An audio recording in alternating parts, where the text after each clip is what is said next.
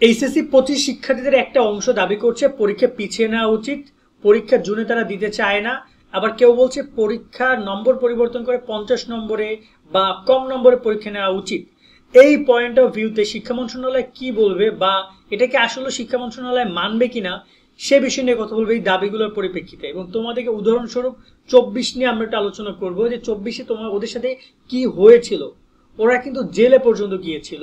আর তোমাদের এই আন্দোলনগুলো কি যৌক্তিক বা এরকম কথাবার্তাগুলো যারা ফেসবুকে বলে বেড়াচ্ছ এর কোনো ভ্যালিড কোনো রিজন আছে কিনা বা এটা মানবে কিনা সে পয়েন্ট অফ ভিউটা তোমরা শোনো। মনোযোগ দিয়ে ভিডিওটা শেষ পর্যন্ত দেখো, নিয়মিত সব আপডেট পেতে আমাদের সাথে সাবস্ক্রাইব করে যুক্ত থাকো। আমি যে কথাগুলো বলবো সেটা সামগ্রিক পরিস্থিতি বিবেচনা করে কথাগুলো বলা।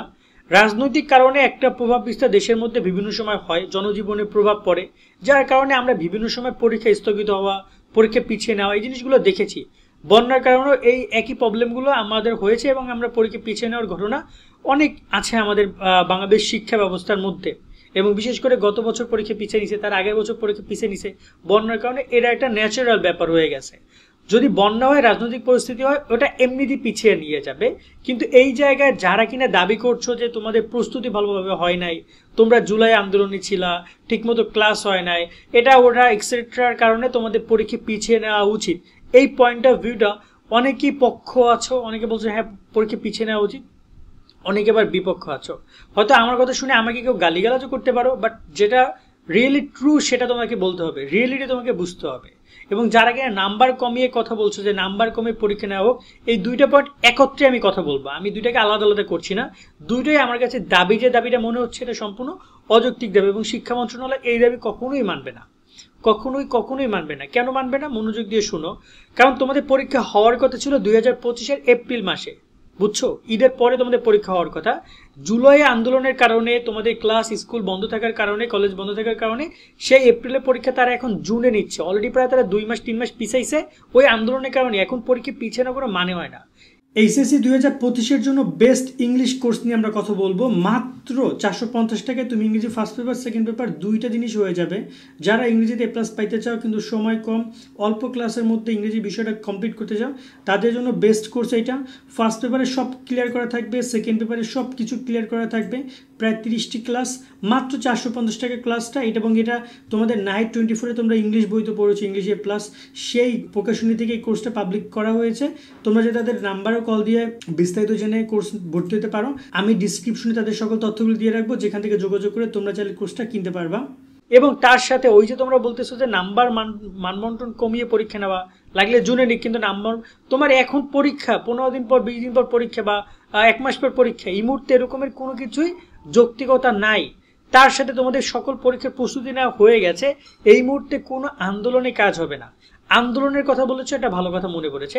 24-এ প্রায় 50-60 শিক্ষার্থী নামে মামলা হয়েছিল, তা তোমরা জানো। ওরা আন্দোলন করেছে 4-5টা। ওরা ফার্স্ট জুলাই আন্দোলন করেছে, যা গেল, পরে পরীক্ষা রুটিন দিয়েছে, ওরা পরীক্ষা দিবে না, আন্দোলন করলো। এটা যৌক্তিকতা ছিল? আমরাও জানি অনেক স্টুডেন্ট আহত, হসপিটালে ভর্তি, অনেকেই পরীক্ষা দেওয়ার পরিবেশে ছিল না, মানসিক অবস্থা খারাপ ছিল, পড়ালেখা লাড্ডে উঠছে, ওরা পরীক্ষা দেয়নি। কিন্তু রেজাল্ট নিয়ে প্রবলেম হয়েছে, সাবজেক্ট ম্যাপিং নিয়ে প্রবলেম হয়েছে, ওরা আন্দোলন করেছে। লাস্টে সচিবালয় ওদেরকে মেরে তারপর পাঠিয়ে দিয়েছে, এমনকি ওদেরকে প্রায় 50-60 গ্রেফতার করেছে এবং তাদের বিরুদ্ধে মামলা চালাইছে, তারা জেলও কাটছে, তারা পরে জামিনে মুক্তি পাইছে। এইরকম পরিস্থিতির মধ্যে শিক্ষার্থীরা বর্তমানে রয়েছে। সো আমার মনে হয় যে এই যে দাবি, পরীক্ষা পিছনের দাবি বা এই যে কথাগুলো বলছে, এগুলো যদি অন্য সরকার হইতো, আওয়ামী লীগ সরকার হইতো, হয়তো বা তোমাদের দাবির মুখে কিছুটা বলতে পারতো বা কিছুটা করতে পারতো। এর আগে আমরা দেখেছি শিক্ষা মন্ত্রণালয় দাবিগুলোকে খুব রেসপেক্ট করে তারা দাবি মাইনে নেয়। বাট এই মুহূর্তে অন্তর্বর্তীকালীন সরকার তারা আন্দোলন ঠেকাতে তারা এখন বলতে পারো যে মানে পুরো মাস্টার হয়ে গেছে, ঠিক আছে, প্রো প্লেয়ার হয়ে গেছে। প্রো প্লেয়ার তো বুঝো যারা গেম খেলো। সো এখন তারা এগুলো খুব ইজিলি ডিল করতে পারে, ঠিক আছে। এবং বিশেষ করে তোমাদেরকে যে কি করবে তো তোমরা জানো, যদি তোমরা এরকম দাবি দাবা নিয়ে যাও। সো আমার মনে হয় যে এগুলো সব বাদ দিয়ে পড়াশোনার কোনো বিকল্প নাই, শুধু পড়ালেখা করো। তোমার পরীক্ষা 26 তারিখে। সো তুমি যদি এখনো সুন্দর করে পড়াশোনা করো, ভালো একটা প্রিপারেশন তুমি নিতে পারবা। মানে অলমোস্ট তোমাকে একটা কথাই বলবো যে পরীক্ষা রাজনৈতিক কারণে, বন্যার কারণে, এরকম কারণে একটা প্রভাব বিস্তার হইতে পারে। ইটস ন্যাচারাল, সেটা স্বাভাবিক একটা গতি প্রকৃতির মাধ্যমে যাবে। তোমার একার না, সবারই প্রভাব পড়তে পারে বন্যা বা রাজনৈতিক কোনো কারণ হইলে। বাট এছাড়া পরীক্ষা পেছনের কোনো রিজন আর নাই। সুন্দর করে পড়াশোনা করো, এটাই তোমাদের জন্য লাস্ট মেসেজ।